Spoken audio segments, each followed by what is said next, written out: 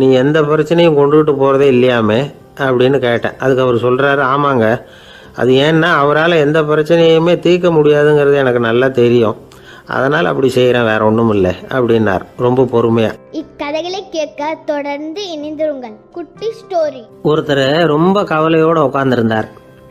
எதை பற்றி சார் கவலைப்படுறீங்கன்னு கேட்டோம். எதிர்காலத்தை பற்றி கவலைப்படுறேன்னார். ஏன்னு கேட்டோம்.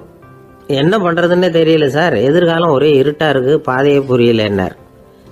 இன்றைக்கி நம்ம இளைஞர்கள் பல பேருக்கு எதிர்காலம் இருட்டாக தான் தெரியுது. அவங்கெல்லாம் இந்த கதையை கொஞ்சம் கேட்கணும்.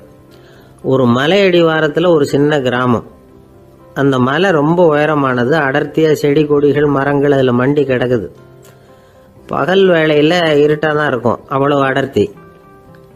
அந்த மலை உச்சியில் ஒரு கோவில். முத நாள் ராத்திரியே புறப்பட்டாதான் காலையில் அந்த கோயிலுக்கு போய் சேர முடியும்.